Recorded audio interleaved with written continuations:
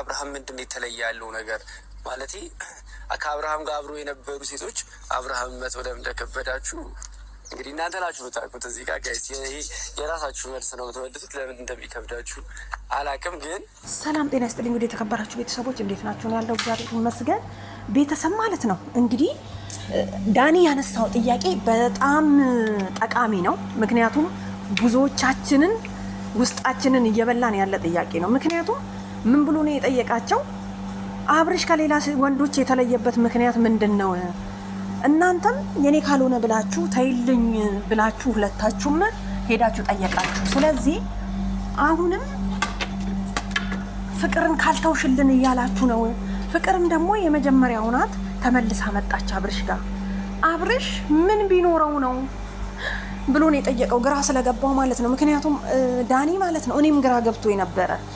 ስለዚህ እንዴት ነው ከአንድ ሁለት ሴት በመሃሉ ገብቶ ከአፈቀርኳት እቺ የደስታዬ ምንጭ ናት ወዳታለሁ እያለ እየተናገረ እንዴት ነው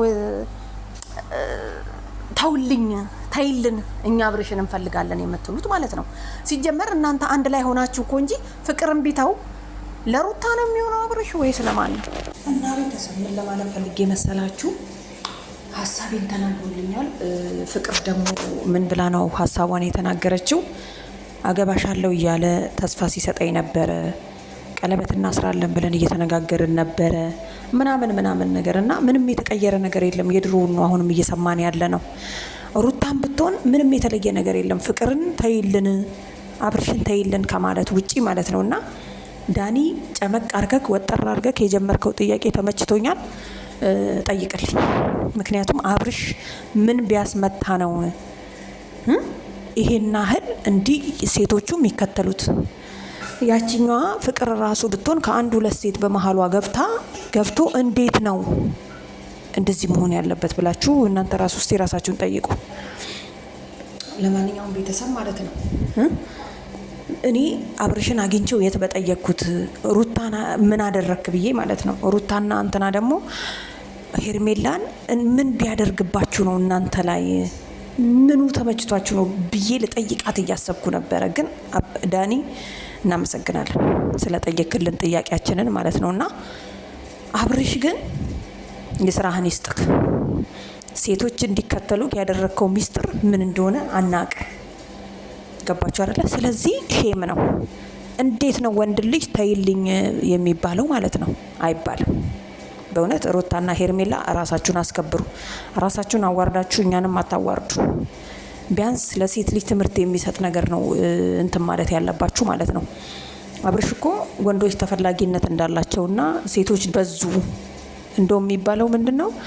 በመውለድ ሰዎች ሴቶች ሲወለዱ በጣም ብዙ ናቸው፣ ወንዶች ደግሞ ትንሽ ናቸው እንደሚባለው በስንት ሺህ ዓመተ ምህረት ነው ሴቶች ይበዛሉ፣ አንድ ወንድ ለስንት እንደሚባለው ነገር እያደረጋችሁ ነውና አረ ተው እንኑርበት።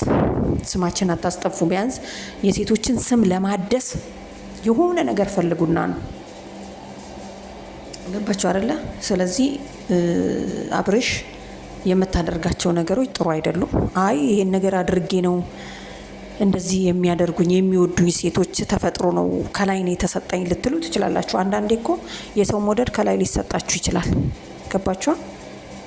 እኔ አሁን አንዳንዴ እንደዚህ ነው፣ የሰው መውደድ ከላይ ነው የሚሰጠኝ ማለት ነው። እና አብርሽ የኔ እድል ገጥሞት ቢሆንስ ሊሆን ይችላል፣ አይታወቅም። እና አብርሽ ለእህቶችህ ምናምን ነገር ሀስብላቸው። ለምትወልደው ነገ ጠዋት ሴት ልትወልድ ትችላለህ። አሁን እንግዲህ ወንድ ነው። ለዛች ለሴቷ እህትክ ልጅክ ትምህርት ጥሩ ትምህርት ለማስተላለፍ ሞክር። ለማንኛውም እንግዲህ አብርሽ ለሌሎች ወንዶች እንዳትነግር ያደረከው ነገር ካለ ማለት ነው። የተፈጥሮ ነገር ከሆነ ግን ከላይ የተሰጠ ከሆነ እንግዲህ ተጠቀምበት። ምንም ማድረግ አይቻልማ። ግን ሩታና ሄርሜላ ራሳችሁን አስከብሩ። ፍቅር እንግዲህ ፈታ ድምቅ ብላ ሄርሜላን መስላ ነው ለመብለጥ ነው የመጣችሁ ማለት ነው። አይታችኋላ። ለማንኛውም ይመቻችሁ። የዳኒ ጥያቄ ተመችቶኛል። ዛሬ ብዙ አላበዛም፣ ምክንያቱም በሆዴ ያሰብኩት ጥያቄ ነው የተጠየቀልኝ። አይታችኋል። ለማንኛውም ቤተሰብ ሩታና ሄርሜላ የሚያነሱት ጥያቄ ምንም የተለየ ነገር የለም፣ ያው ነው በቃ። ገባችሁ አይደለ? አብርሽ ከፍቅር ላይ ነጥቀው መውሰድ፣ ከዛ በኋላ ደግሞ እነሱ ሁለቱ ለኔ ሁኑ ብለው በጭቅጭቅ እንትኑ ሊያሰፉት ማለት ነው። ለማንኛውም ቤተሰብ ማለት ነው የኔ አስተያየት ነው፣ የእናንተን አስተያየት አላቅም። ከወደዳችሁት ለማንኛውም ላይክ አድርጉ። ፍቅርና ሩታ ደግሞ ራሳችሁን ጠብቁ ለማለት ወዳለሁ። በተረፈ ይመቻችሁ።